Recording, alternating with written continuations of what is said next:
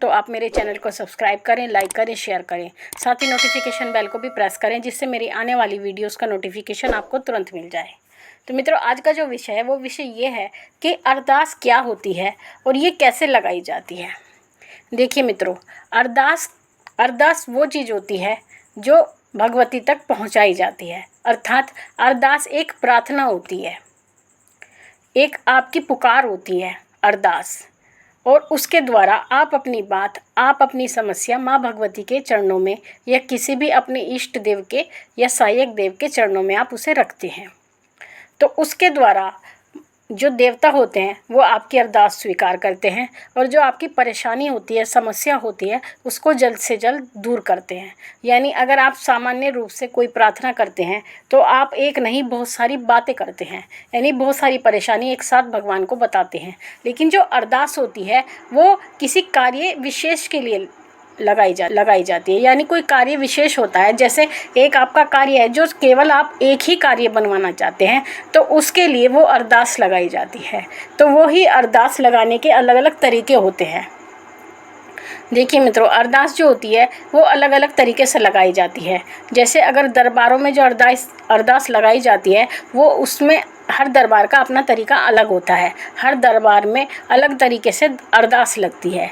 देखिए किसी किसी दरबार में तो ऐसा लगता है कि जैसे 11 रुपये 21 रुपये रखवाए जाते हैं, लौंग रखवाई जाती है। अगर मैं भगवती के दरबार की बात करूं, यानी जहाँ माँ काली या माँ दुर्गा की चौकी लगती है, तो वो क्या करते हैं, वो आपसे 11 या 21 रुपये या 51 रुपये, जैसा भी वो उनका नियम होता है उसी नियम के अनुसार रखवाते हैं।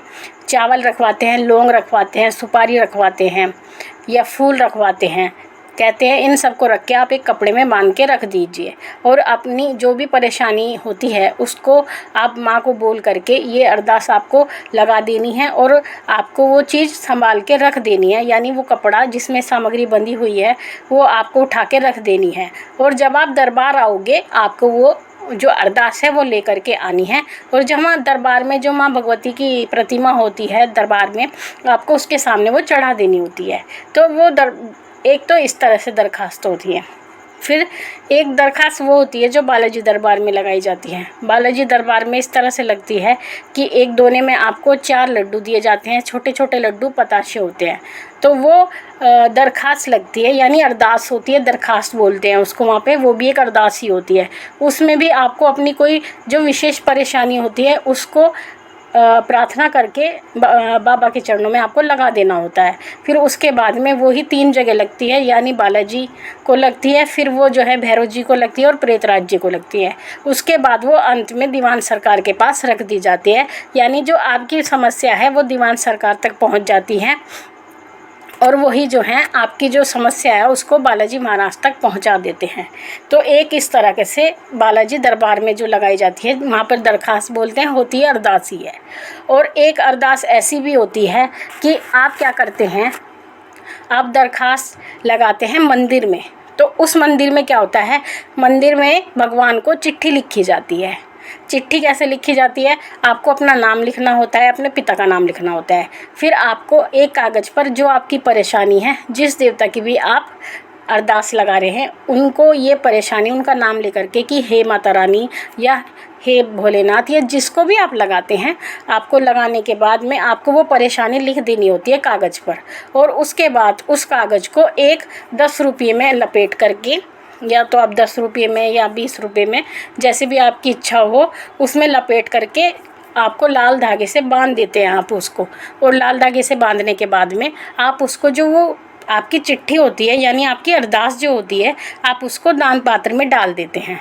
और दान पात्र में डालने के बाद में वो अरदास आपके देवता तक पहुंच जाती है और वो आपके कार्य को सफल करते हैं। एक इस तरीके से लगाई जाती है। और अगर आपको मैं सामान्य तरीका बताऊं, जो सामान्य तरीका होता है जिससे आप घर में भी अरदास लगा सकते हैं, तो अगर आपको कोई परेशानी है तो आपको क्या करना है कि आपको 11 रुपये लेने हैं और 11 रुपये लेने के बाद में वो अपने हाथ में रखने हैं। हाथ में रखने के बाद आपको जिस देवता की अरदास लगानी है उस देवता का आपको नाम लेना होता है। आप उनका नाम लेंगे, आप अपनी समस्या उनसे कहेंगे और समस्या कहने के बाद माथा टेक करके आपको जो वो पैसे हैं उनके चरणों में रख देने हैं अपने घर के मंदिर में। उसके बाद में जब आपका कार्य पूरा हो जाएगा, यानी आप जिस कार्य के लिए अरदास लगा रहे हैं वो आपका कार्य पूरा हो जाएगा, उसके बाद में आपको वो दरख्वास्त के पैसे जिस देवता के लिए आपने दरख्वास्त लगाई है उस देवता के दान पात्र में जा कर के आपको वो पैसे डाल देने हैं। ये एक सामान्य तरीका है जिससे हर कोई व्यक्ति लगा सकता है। जो मैंने आपको चिट्ठी वाला तरीका बताया है उसके द्वारा भी आप अपनी अरदास लगा सकते हैं देवी देवता को। तो ये जो होती है ये अरदास होती हैं, यानी आपकी पुकार, आपकी प्रार्थना होती हैं जो एक विशेष कार्य के लिए आपके द्वारा की जाती हैं। तो मित्रों, आशा करती हूँ आपको बात समझ में आई होगी कि अरदास क्या होती है। तो अगर आपके घर में भी किसी प्रकार की परेशानी है या आप कोई अपना काम करवाना चाहते हैं तो आप भी अरदास के द्वारा अपना काम भगवती से या किसी भी देवी देवता से करा सकते हैं। आपको जो तरीका सही लगे आप उसी तरीके से अरदास लगाएं और अपना कार्य माँ भगवती से बनवा सकते हैं। तो मित्रों, माँ भगवती से यही प्रार्थना करती हूँ कि वो आपके भंडारे भरती रहे, आपकी झोली खुशियों से भरती रहे और आपकी सभी मनोकामना पूर्ण करे। मैं फिर मिलूँगी आपसे एक नई वीडियो में। तब तक के लिए जय महाकाली, जय महाकाल।